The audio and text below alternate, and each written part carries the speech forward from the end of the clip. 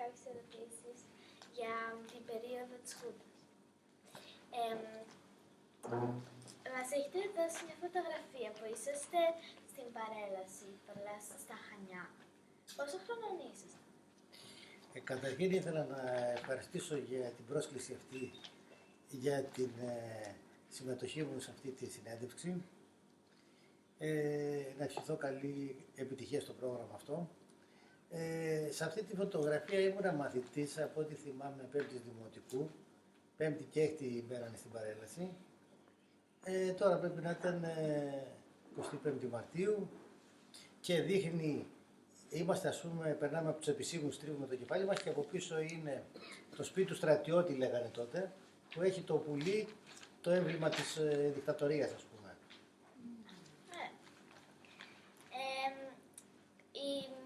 Πώς ήταν η οικονομική σας κατάσταση και η οικογενειακή σας κατάσταση? Εγώ τότε ήμουν μαθητής στην περίοδο της Χούντας.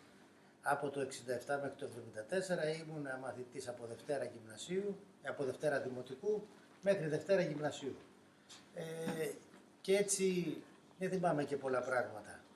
Η οικονομική μας κατάσταση ήταν μια, ας πούμε, ικανοποιητική κατάσταση. Εργαζόταν και δυο γονείς μου στα Χανιά και δεν είχαν, ας πούμε, πολιτικοποιηθεί. Με ποιους τρόπους και πώς αντιληφθήκατε την αλλαγή στο Σύνταγμα και τον ερχομό της Χούντας? Τον αντιλήφθηκα αργότερα, όχι άμεσα. Τα Χανιά γενικώς ήταν μια, ας πούμε, πόλη στρατοκρατούμενη. Είχε πολύ πολεμικό ναυτικό λόγω της βάσης και αεροπορική βάση, είχε αεροπορία και στρατό. Και γενικώς ήταν έντονη η παρουσία των στρατιωτικών στα Χανιά. Θυμάμαι τα γλέντια που κάνανε οι ναύτες τα βράδια που τους αφήνανε να βγουν εξόδου στα Χανιά. Έπρεπε βέβαια να γυρίσουν πριν τις 12 στο ναύτασμα. Υπήρχε η αυτονομία που τους έλεγχε και όποιος δημιουργούσε φασαρία τον συλλαμβάνανε. Και φοβόταν πολύ την αυτονομία, τη στρατονομία, πολύ περισσότερο από την αστυνομία. Θυμάμαι, ας πούμε, κάποιους περιορισμούς που υπήρχαν, ένας εκφοβισμός. Στις επετείους έπρεπε να υψώνουμε τη σημαία. Πέραν γεωγραφίλακας και κοίταζε. Και στις επετείους, πέρα από την 28η, την 25η Μαρτίου, ήταν και η 21η Απριλίου, η επέτειος του πραξικοπήματος, ας πούμε. Γενικώς υπήρχαν περιορισμοί και στο λόγο και στην εμφάνιση. Ας πούμε, δεν επιτρεπόταν τα μακριά μαλλιά στο γυμνάσιο, στο σχολείο, οι μίνι φούστες, παντελόνια στις γυναίκες. Περιορισμού στην έκφραση. Στα τραγούδια, ας πούμε, θυμάμαι που δεν έπρεπε, παραγωνιόταν ο πατέρας μου ότι δεν μπορούσαμε να ακούσουμε το Μίκη Θεοδωράκη, Παραντούρη, κάποιους, ας πούμε, που ήταν προς τα αριστερά τα τραγούδια τους. Ήταν πολύ αυστηρά. Ναι, ήταν αυστηρά τα πράγματα. Υπήρχαν αλλαγές στην καθημερινότητά σας. Πώς λειτουργήσε η έλλειψη της δημοκρατίας και ο φόβος στο οικογενειακό σας περιβάλλον, στο φιλικό περιβάλλον και στο εργασιακό σας περιβάλλον? Γενικά, ας πούμε, υπήρχαν αυτοί οι περιορισμοί που απαγορευόταν οι διαδηλώσεις, οι πορείες, οι απεργίες. Εμείς στην αρχή, όταν είχε επιβληθεί η Χούντα, θυμάμαι ότι απαγορευόταν η κυκλοφορία το βράδυ. Μετά ομαλοποιήθηκε κάπως η κατάσταση. Με ποιους τρόπους αντιμετωπίζετε τις βίες αυτές τις αλλαγές στο πολιτικό-κοινωνικό σύστημα της χώρας? Επειδή ήμουν πολύ μικρός σαν παιδί, δεν έχω κάτι ιδιαίτερο που να θυμάμαι. Ήμουνα μαθητής, πρώτα δημοτικού, μετά γυμνασίου. Ωραία. Γνωρίζετε ανθρώπους που ασκήθηκε βία από καθεστώς, π.χ. συγγενείς ή φίλους? Όχι. Ωραία. Θυμόσαστε σχετικά πράγματα με την ελευθερία έκφρασης στα χρόνια αυτά? Όπως είπα πριν, είχαν οργανώσει ένα σύστημα, ας πούμε, με καφιέδες. Δηλαδή σχεδόν σε κάθε γειτονιά υπήρχαν άνθρωποι δικοί τους. Και αν ήταν κάποιος αριστερός, το μαθαίνανε. Και είχε περιορισμούς όποιος ήταν αριστερός. Δεν μπορούσε το παιδί του να μπει σε στρατιωτική σχολή. Από την ελευθερία της έκφρασης το μαθαίνανε αυτό. Που δεν υπήρχε βέβαια ελευθερία της έκφρασης, ούτε του λόγου. Και υπήρχαν και περιορισμοί, είπαμε, στη διασκέδαση, στα τραγούδια που ακούγαμε. μπορούσατε να μιλήσετε και να κινηθείτε ελεύθερα χωρίς φόβο. Ποια συναισθήματα κυριαρχούσαν? Γενικώς ήσουν κάπως σφιγμένος. Βέβαια σε εμάς που είμαστε παιδιά δεν φαινόταν πολύ, αλλά το καταλάβαινα, ας πούμε, από την περιραίουσα ατμόσφαιρα. Άρα, με ποιους τρόπους καταφέρατε να επιβιώσετε και να αντιμετωπίσετε την κατάσταση στα χρόνια της δικτατορίας, πρώτον προσωπικός και δεύτερον οικογενειακός?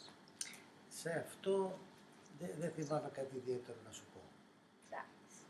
Γιατί δεν είχαν, ας πούμε, πολιτικοποιηθεί οι γονείς μου να υποστούν διώξεις και να έχουν προσωπικές εμπειρίες. Έχουμε κάποιες ερωτήσεις ακόμα. Ποια ήταν η πολιτική σας θέση απέναντι στη δικτατορία? Είμαι αντίθετος στη δικτατορία και κάθε τι που είναι ενάντια στη δημοκρατία. Αυτό ήταν, ας πούμε, μία μαύρη σελίδα για την Ελλάδα.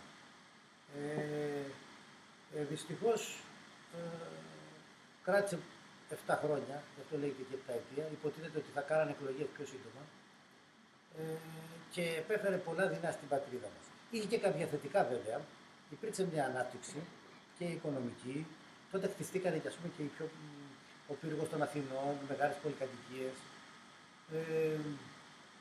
Όμως γενικά, λόγω του περιορισμού της ελευθερίας, που είναι το πιο σημαντικό αγαθό, όλοι τη θυμούνται απέχθεια τη δικτατορία. Η δικτατορία ξεκίνησε από την πολιτική αστάθεια που είχαμε τότε. Δηλαδή, ο βασιλιάς έριξε την κυβέρνηση τότε του Γεωργίου Παπανδρέου, ήταν η Ένωση Κέντρου, λόγω του ότι δεν συμφωνούσε με τον Υπουργό Εθνικής Άμυνας που ήθελε να βάλει, το Βαρουφαλιά τότε. Έπεσε η κυβέρνηση, υπήρξε μια πολιτική αστάθεια, τοποθετήθηκαν κάποιοι άλλοι σαν πρωθυπουργοί, ο Νόβας, ο Τσιριμόκος. Από το κυβερνών κόμμα υπήρξαν κάποιοι που εγκατέλειψαν το κόμμα του Παπανδρέου, τους ονομάσαν αποστάτες, με πρωτοστάτη, ας πούμε, τον Κωνσταντίνο Μητσοτάκη τότε, και μια ομάδα συνταγματαρχών, βλέποντας αυτή την αστάθεια, την αποσταθεροποίηση, είχαν κάνει όμως από πριν, από το 1965, είχαν κάνει μια οργάνωση, την ονομάζαν ιδέα, του στρατού, η αξιωματική, όχι ναυτικό και αεροπορία. Αυτοί απέβλεπαν στην εξουσία. Μιλάμε για χαμηλόβαθμο σχετικά. Δηλαδή, συνταγματάρχες, όχι στρατηγοί, και κατάφεραν να οργανώσουν το στρατό έτσι, με 100 άρματα μάχες, πήρανε την εξουσία 21 Απριλίου, ας πούμε, του 1967. Με τη στήριξη της Αμερικής. Ναι. Αμέσως, ας πούμε, μετά, η Αμερική ήταν η πρώτη που την αναγνώρισε, την δικτατορία. Ας πούμε, αργότερα η Αγγλία και άλλες, ας πούμε, χώρες όπως η Ισπανία που είχαν και αυτές ρόλο καθεστώτα.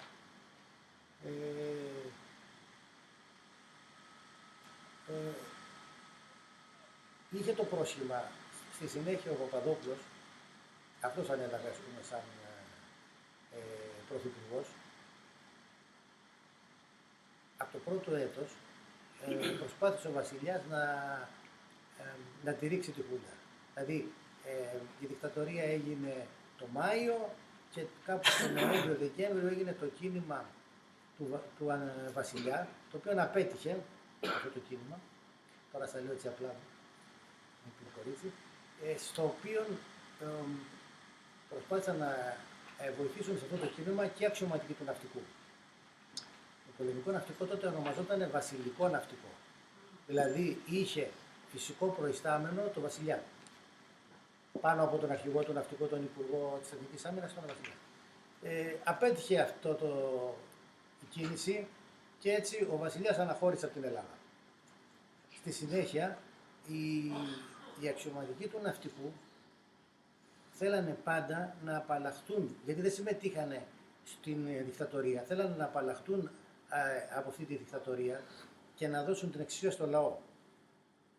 Έτσι οργάνωσαν δύο κινήματα που δεν είναι ευρέως γνωστά στον κόσμο. Αυτά τα δύο κινήματα δυστυχώς και τα δύο ατυχώς προδόθηκαν, δηλαδή αποκαλύφθηκαν πριν εκδηλωθούν στην ουσία. Θα σου πω για το δεύτερο κίνημα. Αυτή η κίνηση ξεκίνησε το 1969. Ήθελε 2-3 χρόνια να οργανωθούν, βάλανε σε αυτό το κίνημα, ας πούμε, και αξιωματικούς αεροπορίες και κάποιους λίγους του στρατού. Είχαν λοιπόν οργανώσει το 1973 ένα κίνημα στο οποίο σε μια άσκηση του πολεμικού ναυτικού που είχε δηλώσει ο Πρωθυπουργός, ο Παπαδόπουλος, ότι θέλει να έρθει, θα τον απαγάγανε. Με αποτέλεσμα να ρίξουν την κυβέρνηση για να δώσουν την εξουσία στο λαό, χωρίς να έχουν κάποιο φιλόδοξο σχέδιο μέσα τους. Οι αξιωματικοί του ναυτικού δεν θέλανε εξουσία. Θέλανε να επανέλθει η δημοκρατία. Δυστυχώς αυτό το 23 Μαΐου ήταν αυτή η άσκηση, προδόθηκε και φάνηκε από τις 21 Μαΐου που άρχισαν να γίνονται κάποιες συλλήψεις. Κυρίως ήταν νέοι αξιωματικοί, όχι ναυαρχοί. Τα κινήματα ξεκινάνε από νέους συνήθως, διότι ψηλά ιστάμενοι σπάνια είναι ήδη βολεμένοι, τακτοποιημένοι και δεν κάνουν κινήματα. Ήταν κάτι αντιπλοίαρχοι, κυβερνήτες πλοίων, πλωτάρχες, οι οποίοι θέλαν να αντιδράσουν. Αποκαλύφθηκε γιατί δεν υπήρχε, ας πούμε, υπήρχαν, είπαμε, πολλοί χαφιέδες οι οποίοι μετέδιναν πληροφορίες και δεν μπορούσε να κρατηθεί πλήρη μυστικότητα. Και έτσι πριν την άσκηση αυτή άρχισαν να γίνονται συλλήψεις. 23 Μαΐου αποκορυφώθηκαν οι συλλήψεις και δεν εκδηλώθηκε το κίνημα. Όμως ένας από αυτούς τους μοιημένους αξιωματικούς που ήταν ο Νίκος Παπάς, αντιπλοίαρχος τότε κυβερνήτης στο Ανατολικό Βέλος, ο οποίος βρισκόταν σε άσκηση εμπλό, σε άσκηση του ΝΑΤΟ μάλιστα, όταν έμαθε τις συλλήψεις και είχε προετοιμαστεί ψυχικά και αυτός, αλλά και μέσα στο πλήρωμά του που το είχε, ας πούμε, πει σε μερικούς αξιωματικούς, για να προετοιμαστεί για αυτό το κίνημα, διέκοψαν τη συμμετοχή του στην άσκηση, σηκώνοντας στο ναυτικό έχουμε το σήμα Όσκαρ, όταν το σηκώνει η κυβέρνηση και δήλωσε στον διοικητή του ΝΑΤΟ ότι αποχωρεί από την άσκηση. Τίποτε άλλο. Δεν ήξερε το ναυτικό ούτε ο διοικητής που θα πάει. Αυτός κατέπλευσε στην Ιταλία, στη Ρώμη, και ζήτησε πολιτικό άσυλο. Ρώτησε δε από το πλήρωμά του πόσοι θέλουν να τον ακολουθήσουν. Αυτό ονομάζεται τώρα το κίνημα του ναυτικού, έτσι είναι γνωστό. Και η πλειονότητα δήλωσε ότι θέλει να τον ακολουθήσει. Βέβαια, όσοι ήταν παντρεμένοι με παιδιά, τους είπε να μην ακολουθήσουν, διότι δεν θα επιστρέψουν στην Ελλάδα και τα παιδιά θα δυστυχήσουν κτλ. Έτσι ακολούθησαν συνήθως ελεύθεροι και νέοι, ας πούμε.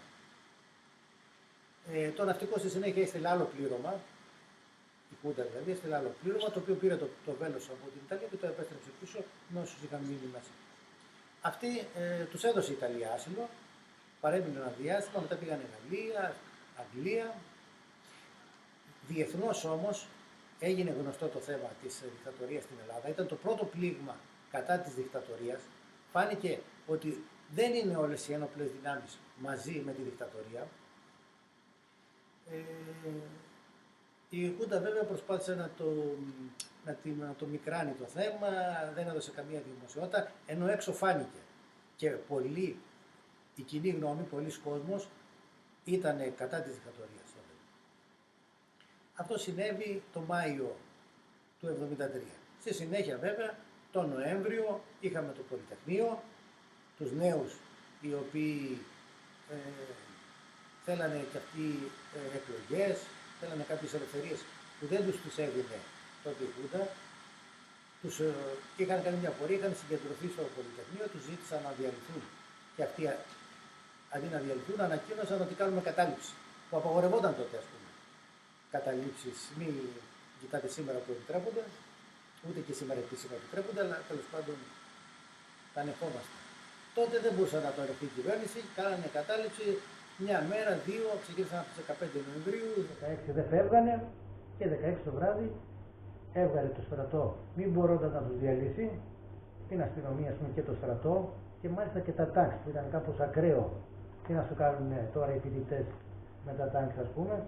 Τέλος πάντων, το βράδυ της 16 Νοεμβρίου είχαμε τον πρώτο νεκρό, 17 τα ξημερώματα μπήκανε ένα τάξη στο Πολυτεχνείο και εκεί με τα δακρυγόνα που λήξαν και όλα αυτά έριξε η κατάληψη.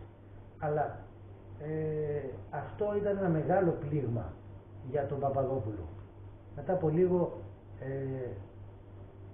του έκανε και άλλο πραξικόπημα του πραξικοπηματία ο συνάδελφός του Ιωαννίδης, υπήρξε πάλι μια αναστάτωση. Στην ουσία είχαμε μια περίοδο κυβερνησίας που κράτησε μερικούς μήνες και και το χειρότερο απ' όλα είναι όταν οι εχθροί σου βλέπουν την κυβερνησία, τότε σε χτυπάνε. Ειδικά οι Τούρκοι που το εκμεταλλεύτηκαν και το επόμενο χρόνο το καλοκαίρι μπήκανε στην Κύπρο και έτσι έκλεισε η δικτατορία με αυτόν τον δυσάρεστο τρόπο για την Ελλάδα. Πώς βιώσατε το τέλος της δικτατορίας, ποια τα θύματα της Συρίας? Θυμάμαι ότι το τέλος της δικτατορίας, λίγο πριν το τέλος, ήταν η εισβολή στην Κύπρο και θυμάμαι την επιστράτευση που έγινε και καλέσανε τον πατέρα μου στην επιστράτευση σε ένα στρατόπεδο, σε ένα φόρο στα Χανιά που δεν ξέραμε πού θα πάνε, αν θα πάνε στην Κύπρο, πού θα τους πάνε. Κράτησε μερικές μέρες που τελικά δεν φύγανε ποτέ από την Κρήτη, αλλά υπήρχε μια αγωνία τι θα γίνει, μπήκαν οι Τούρκοι στον Αττήλα 1. Ήταν τον Ιούλιο ο Αττήλας 1 που πήραν ένα μικρό κομμάτι της Κύπρου και ο Αττήλας 2 τον Αύγουστο που πήραν το 33%. Μπορείτε να περιγράψετε γεγονότα και στιγμές που έμειναν ανεξίτηλα στην Ελληνικά.